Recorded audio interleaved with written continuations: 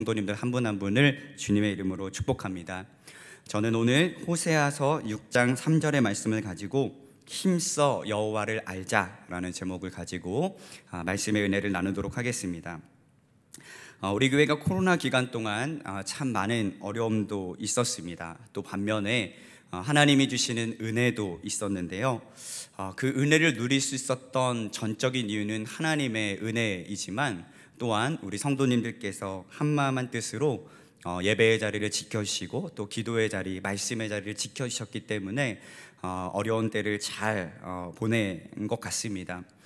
이제는 특별히 7월 달에는 우리 다음 세대 교회학교 여름 행사가 이제 어제부터 시작이 되었는데 이를 위해서 우리 성도님들과 그리고 우리 부모님들께서 많이 기도해 주셔야 됩니다. 왜냐하면 통계적으로 우리 다음 세대가 심각한 위기에 직면해 있다는 것이 수치상으로 확인이 되었기 때문에 그런데요. 통계청에서 우리나라 종교 인구에 대해서 조사하고 발표한 자료가 있습니다. 그런데 그 발표한 자료의 결론이 무엇이냐? 우리나라의 탈종교화 현상이 본격적으로 아주 가파르게 진행되고 있다는 사실이 이 수치상으로 확인이 되었다는 건데요. 2021년에 종교 현황 및 인식 조사에 따르면 종교가 있는 사람이 우리나라의 40%, 그리고 종교가 없는 사람이 무려 60%라는 수치가 확인이 되었습니다. 자, 이전에 우리 부모님들 세대를 생각하면 정말 충격이 아닐 수가 없는데요. 1984년부터 시작된 이 조사에서 조사 이후에 역대 최저치를 기록을 했고, 그동안 40% 혹은 50%대를 유지했던 이 무종교인 비율이 작년에 처음으로 60%의 수치를 기록을 하게 된 것입니다. 자, 그러면서 이 조사 기관에서는 이렇게 분석을 했는데요. 2000년대 이후에 종교인 감소의 가장 큰 원인은 바로 청년층에 있다라고 이렇게 분석을 했습니다. 자, 그래서 실제 조사를 이렇게 보니까 20대 종교인 비율이 2004년에는 45%였습니다. 그러니까 우리나라 젊은이들 중에 한 그래도 반 정도는 교회를 다니고 있었다, 또 종교를 가지고 있었다, 이렇게 보시면 되겠는데 10년이 흐른 뒤에 2014년도에 조사를 보니까 31%로 감소를 했어요. 자, 그리고 2021년 작년에는요 무려 22%까지 떨어졌습니다. 그러니까 개신교 청년 비율이 아니라 종교, 전체 종교입니다. 그러니까 지금 우리나라의 이 종교에 대한 인식, 그리고 신이라는 존재에 대한 어떤 자신이 가지고 있는 어떤 믿음에 대한 인식이 이제는 굉장히 무감각해져 버린 시대를 살아가고 있다는 겁니다.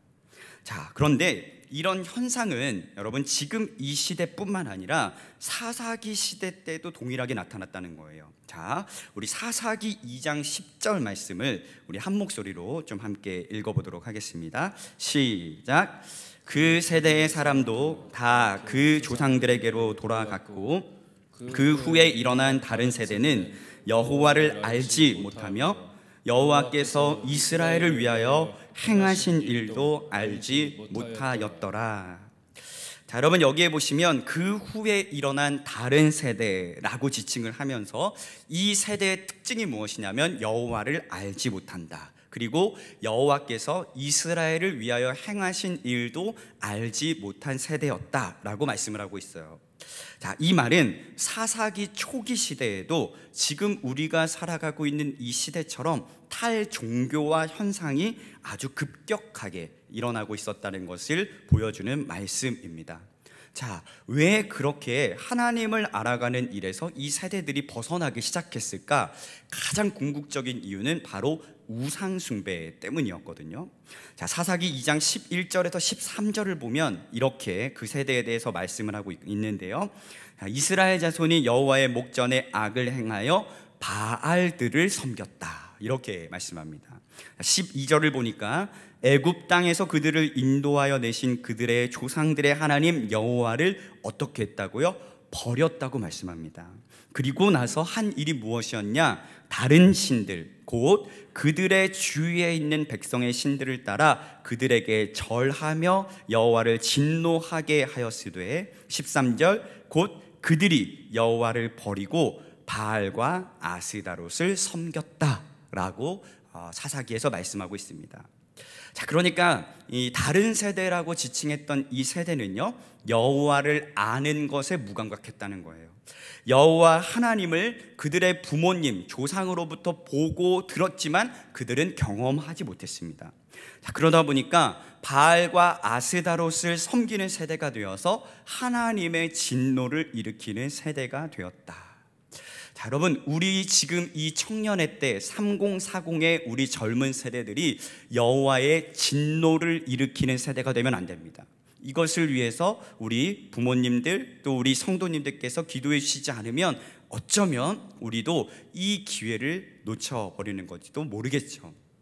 자, 여러분, 이들은 왜 이렇게 여호와 하나님을 알아가는 일에 무감각했을까요? 왜냐하면 그들의 욕심과 이기적인 마음 때문이었습니다. 자, 하나님을 알아가는 것을 그들이 포기할 만큼 그들은 자신들의 의와 욕심, 그리고 그들의 삶에서 누릴 수 있는 것들로 자신들의 삶을 채워나갔거든요. 자, 그러니까 주인을 의미하는 바알을 섬기고 풍요, 다산, 사랑, 쾌락을 상징하는 아스다롯을 섬기면서 자신들의 만족을 위해서 자신들이 채울 수 있는 것들로 다 세상적인 것들로 채워가다 보니까 여호와 하나님과 점점 멀어지기 시작한 거예요. 자, 그런데 그렇게 살았던 그들의 결과가 어떠했느냐? 자기 뜻대로 살려고 하다가 결국에는 자신들의 뜻대로 살아갈 수 없는 종의 신세, 노예의 신세가 되어버렸다는 것은 이미 우리가 성경을 통해 잘 알고 있습니다. 자, 여러분, 오늘 본문도 한번 보시면 아마 사사기 시대의 이 다른 세대에 못지않게 이스라엘의 역사상 가장 타락한 시대 속에서 활동했던 호세아 선지자의 절규의 말씀이 들어 있습니다. 자, 오늘 본문의 말씀 우리 다시 한 번 더 읽어보도록 할게요. 자, 시작. 그러므로 우리가 여호와를 알자, 힘써 여호와를 알자. 그의 나타나심은 새벽빛같이 어김없나니 비와 같이 땅을 적시는 늦은 비와 같이 우리에게 임하시리라 하니라. 아멘. 자, 여러분, 이 본문은요, 문자적으로 우리가 알자, 여호와를 알기 위해 쫓아가자라는 의미입니다. 자, 여기에서 힘써라고 강조된 부분이 있는데 이 힘써라고 강조된 부분은요, 누군가를 추적하거나 뒤를 쫓아가는 행위를 힘써라는 단어를 쓰거든요. 자, 그러니까 여호와 하나님을 힘써 알기 위해서 하나님의 백성들은 어떻게 해야 하는가? 끊임없이 노력하고 열심을 다해야 한다라는 의미를 가지고 있습니다. 자, 그러니까 하나님을 알아가는 일에 있어서는요, 적당함이라는 것은 있을 수 없다는 거예요. 자, 그렇다면 여호와를 안다는 것의 진짜 의미는 무엇일까요? 자, 여기에서 안다라고 번역된 히브리어 야다라는 단어는요, 어떤 사물이 있을 때 그 사물을 피상적으로 알거나 또 그 상대방에 대해서 어떤 외적인 신상 정보를 파악하고 있는 정도의 지식을 말하는 게 아닙니다. 이 야다라는 단어는요, 상대방과의 아주 직접적인 관계를 통해서 그 사람의 본질을 속속히 알고 있는 그 아주 친밀한 관계, 그 관계를 설명할 때만 이 야다라는 단어를 쓰거든요. 자, 그러니까 지금 호세아 선지자가 여호와를 알자, 힘써 여호와를 알자라고 절규하면서 외치고 있는 이 문장 속에는 여호와를 우리가 피상적으로 알자, 여호와가 어떤 분이신지 알자라고 해서 그치는 것이 아니라 정말로 하나님께서 우리에게 원하시는 것이 무엇인지, 우리가 그 하나님과 친밀한 관계를 가질 때 우리가 어떻게 살아가야 하는지를 아주 절절하게 그 외침 속에 담아놓고 있는 거예요. 자, 예컨대 부부가 인격적으로 그리고 육체적으로 서로를 온전히 알아가는 상태가 될 때, 또 치열한 전쟁터에서 직접적으로 전쟁을 겪으면서 전쟁이 얼마나 처절한 고통을 수반하는지를 직접적으로 생생하게 느낄 때 이 야다라는 단어를 쓴다는 겁니다. 자, 곧 우리가 하나님을 안다라고 표현을 할 때 하나님께서 나의 창조자가 되신다, 이스라엘 백성들에게 율법을 주셨다, 하나님은 우리의 구원자 되신다, 여러분 이 정도의 수준에서 하나님을 안다면 안다고 할 수가 없는 겁니다. 왜냐하면 신약에서도 말씀하고 있듯이 귀신들도 하나님의 이런 객관적인 사실들을 이미 다 알고 어쩌면 우리보다 더 잘 알고 있었기 때문이에요. 자, 그러니까 하나님을 안다고 고백을 하면서도 하나님을 향한 지식은 너무나도 많음에도 불구하고 하나님의 뜻과는 여러분들의 삶이 정반대로 살아간다면 하나님을 아는 객관적인 지식도 아무 소용이 없게 되는 것이죠. 자, 오늘 호세아 선지자가 이스라엘 백성들에게, 그리고 지금 이 시대를 살아가는 저와 여러분들에게 진정으로 권면하고 있는 것은 하나님을 표면적인 지식으로 아는 것이 아니라 그것을 넘어서서 하나님과 영적인 관계를 맺어가는 것, 하나님의 말씀에 순종하는 것, 그리고 하나님을 경외하는 삶을 사는 것, 이것이 바로 호세아 선지자가 오늘 우리들에게 외치고 있는 외침입니다. 이것이 여호와를 힘써 알자고 외치는 호세아 선지자의 진짜 의도라는 것이죠. 여러분, 호세아 선지자의 그 간절함이 얼마나 컸던지 우리가 여호와를 알자, 힘써 여호와를 알자 반복적으로 문구를 사용하면서 하나님의 백성들에게 힘주어서 호소를 하고 있었습니다. 당시 이 북이스라엘은요, 하나님을 떠나서 우상을 섬기고 이방 나라를 의지하고 있었습니다.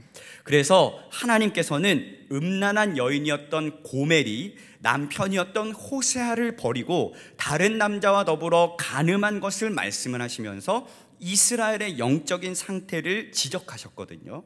곧 이스라엘의 영적인 간음은 신랑 대신 하나님 아버지와의 관계를 깨트리는 것이었고, 하나님에게서 떠난 죄악된 삶, 그리고 하나님의 축복에서 멀어진 삶을 살게 했다는 것입니다. 자, 여러분, 이스라엘이 하나님의 축복을 받을 수 있는 비결은 다른 것에 있지 않았습니다. 하나님을 알긴 아는데 인격적으로 친밀하고 깊은 관계를 맺을 때 하나님의 축복이 주어진 것이거든요. 따라서 우리의 삶도 마찬가지입니다. 우리가 하나님의 축복을 누릴 수 있는 방법은 무엇일까요? 하나님을 알기 위해서 최선을 다하는 겁니다. 자, 그런데 그 최선에는요, 열심만 있어서 되는 것이 아니라 그 바탕 위에 하나님을 인격적으로 경험하기 위한 여러분들의 삶에 있어서의 몸부림과 여러분들의 믿음이 있어야 그것이 가능하다는 것입니다. 여러분, 우리는 세상의 지식을 내 것으로 만들기 위해서라면 어떻게 해서든지 내가 할 수 있는 모든 방법을 동원해서라도 그 지식을 얻기 위해 최선을 다할 것입니다. 중고등부 그리고 대학생 자녀들을 키우고 계신 우리 부모님들은 다 아실 겁니다. 아이들이 공부하는 양이 어마어마합니다.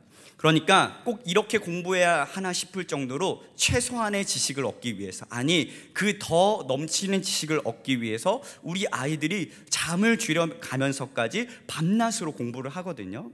자, 여러분, 만약 여러분들이 어떤 자격증을 따려고 여러분 계획을 하신다면, 그리고 그것이 너무나도 따고 싶었던 평생의 꿈이었다면 여러분들은 어떻게 하시겠습니까?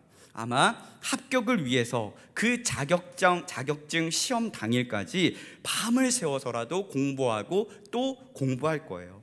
내가 할 수 있는 모든 노력을 그 합격을 위해서 다 투자할 겁니다. 그런데 우리는 하나님을 알아가는 일에는 참으로 인색하다는 거예요. 하나님의 말씀을 읽고 듣는 것에도 어색하고, 하나님께 기도하는 것도 너무나도 힘들고, 예배 드리는 것도 의무적인 방어가 될 때가 많이 있습니다. 바쁘다는 핑계로, 분주하다는 이유로 하나님을 인격적으로 알아가는 일을 소홀히 여길 때가 너무나도 많이 있다는 거예요. 그래서 오늘 호세아 선지자의 이 가슴 절절한 외침을 여러분들의 가슴에 새기셔야 돼요. 우리가 여호와를 알자, 힘써 여호와를 알자.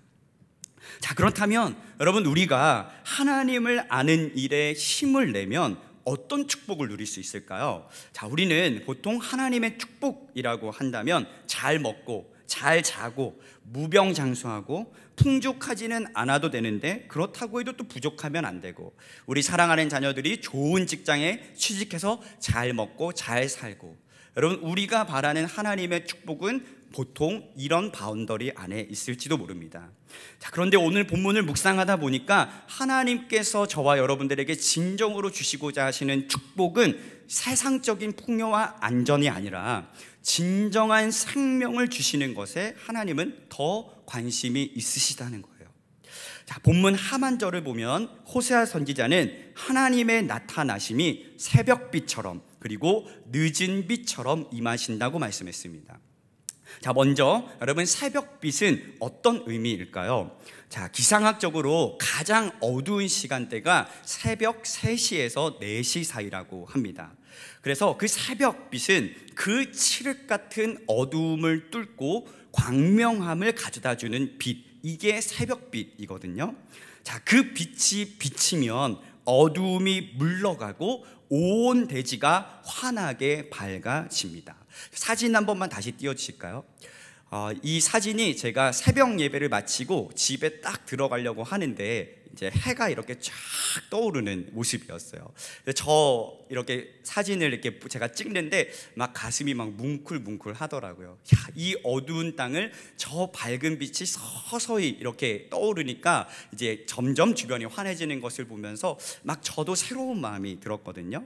이게 바로 새로운 생명, 새로운 하루를 시작하게 하는 새벽빛의 역할이라는 겁니다. 자, 그렇다면 땅을 적시는 늦은 비는 어떤 의미를 가지고 있을까요? 자, 이 늦은 비라는 것은 당시 이스라엘 땅에 약 4월에서 5월경에 내리는 비를 지칭을 하는데, 추수를 앞두고 있던 이 곡식을 여물게 하는 수분 공급을 위한 축복의 단비를 늦은 비라고 이야기를 했습니다. 자, 그러니까 호세아 선지자가 하나님의 나타내심을 새벽빛 또는 늦은 비라고 표현한 것은요, 하나님을 인격적으로 힘써 아는 자에게 주어지는 축복이 어떤 것이냐? 생명과 풍성함이다. 이렇게 지금 축복에 대해서 이야기를 하고 있습니다. 자, 그러니까 호세아 선지자는 우리가 하나님을 알아가면 알아갈수록 세상적인 축복을 얻는 것이 아니라 생명을 얻게 되고 풍성한 은혜를 경험할 수 있다는 것을 지금 우리에게 선포하고 있는 것입니다.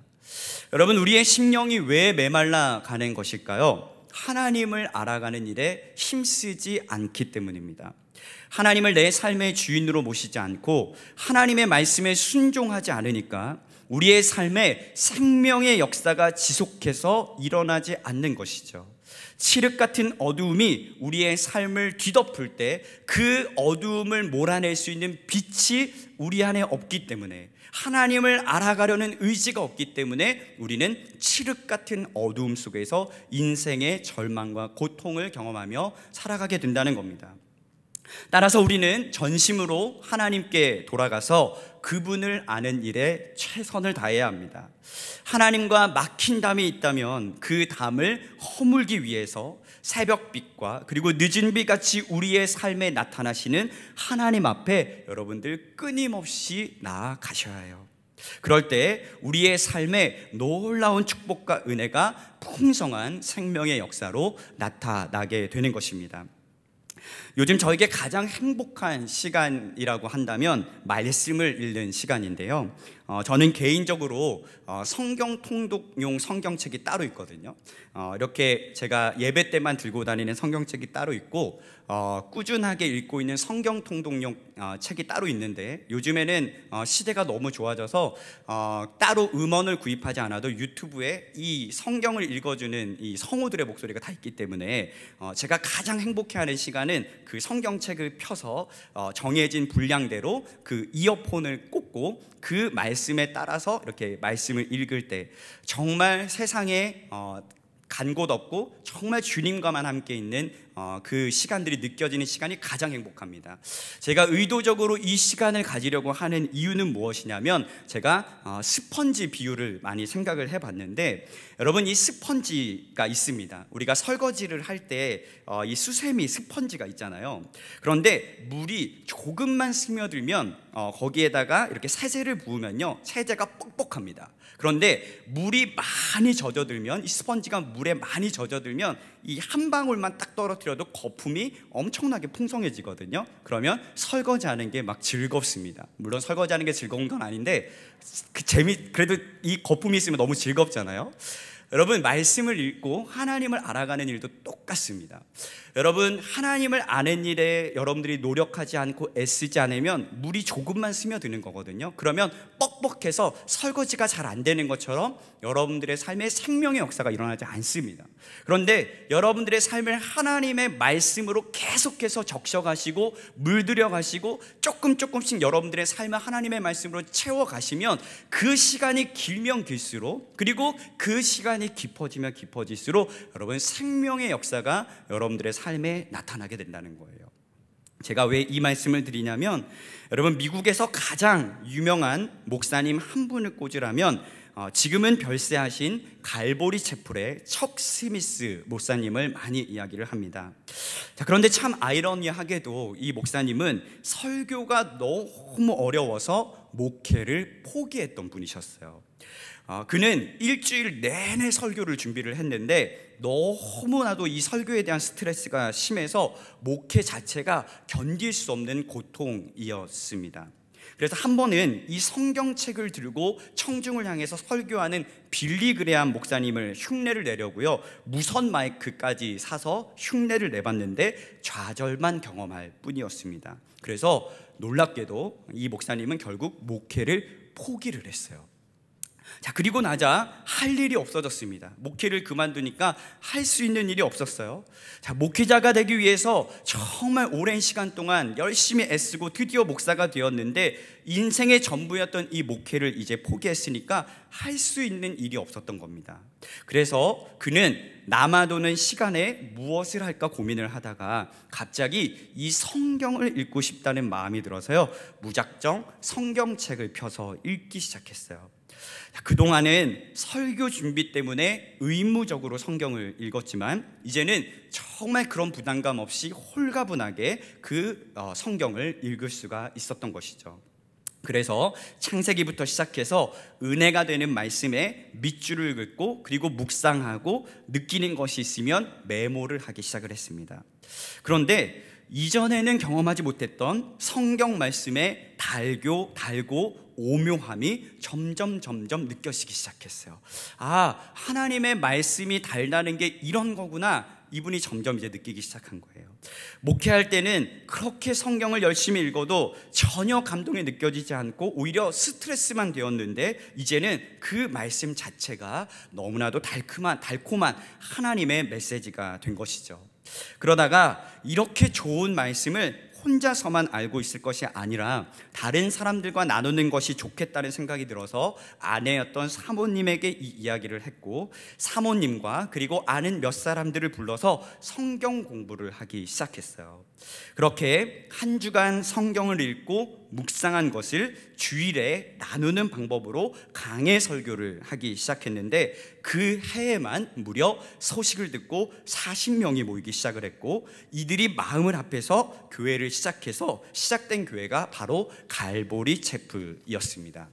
이제 이 교회는요, 미국 전역에 1000개가 넘는 교회를 개척을 하고 3000명의 젊은이들이 전 세계로 나가서 새로운 교회의 모델을 이룩하는 놀라운 은혜를 경험을 하고 있습니다.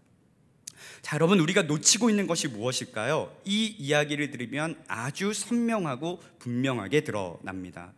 우리는 어쩌면 신앙의 가장 기본인 하나님을 아는 지식을 소유하기 위한 처절한 몸부림이 너무나도 적었을지도 모릅니다.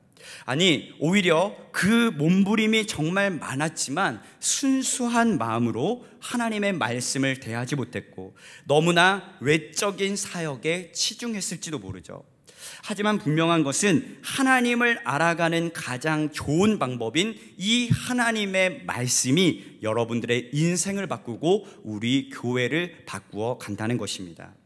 기독교의 복음의 핵심은요, 예수 그리스도의 십자가와 부활입니다. 그런데 그 십자가 복음을 가장 쉽게 깨달을 수 있게 하는 것은 하나님의 말씀밖에 없는 것입니다. 그 말씀을 통해서 하나님을 알아가면 우리는 흔들리지 않는 삶을 살아갈 수 있는 거예요. 또한 하나님의 살아계신 놀라운 역사를 경험하면서 생명의 역사, 풍성하게 하시는 하나님의 은혜를 경험할 수 있는 것입니다. 사랑하는 성도 여러분, 우리가 여호와 하나님을 힘써 알기로 결단하고 그 친밀함을 위해서 몸부림치며 나아갈 때 하나님의 역사와 기적은 우리의 삶에 시작됩니다. 우리의 삶의 가시적인 역사나 우리 교회에 드러나는 사역도 너무나도 중요하지만 그보다 더 중요한 것은 하나님과의 친밀한 관계입니다. 우리가 하나님과 친밀하기만 하면 하나님의 기적과 역사는 자연스럽게 따라오는 축복의 결과가 될 것이라고 믿습니다. 그래서 우리 다 함께 사도 바울의 고백을 한 목소리로 우리가 함께 고백했으면 좋겠습니다. 빌립보서 3장 8절에서 9절 말씀인데요, 우리 함께 한 목소리로 믿음으로 고백해 보겠습니다. 시작. 또한 모든 것을 해로 여김은 내 주 그리스도 예수를 아는 지식이 가장 고상하기 때문이라. 내가 그를 위하여 모든 것을 잃어버리고 배설물로 여김은 그리스도를 얻고 그 안에서 발견되려 함이니 내가 가진 의는 율법에서 난 것이 아니요 오직 그리스도를 믿음으로 말미암은 것이니 곧 믿음으로 하나님께로부터 난 의라. 아멘. 여러분, 이 세상의 가장 고상한 지식은 바로 예수 그리스도를 아는 것입니다.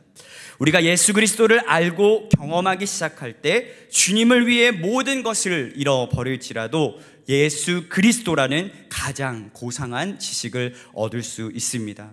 그렇게 될 때 우리의 삶뿐만 아니라 우리의 삶과 더불어 우리 교회가 하나님의 영광을 선포하고 자랑하는 복된 통로가 될 것을 믿습니다.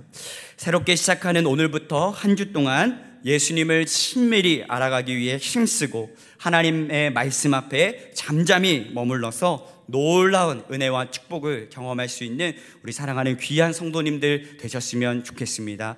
여호와를 알자, 힘써 여호와를 알자. 오늘 호세아의 외침을 여러분들의 가슴속에 꼭 담으시고 한 주 동안 그 여호와 하나님을 알아가기 위해서 몸부림치며 주님이 주시는 기쁨 안에 승리할 수 있는 우리 사랑하는 귀한 성도님들 되시기를 주님의 이름으로 축복합니다.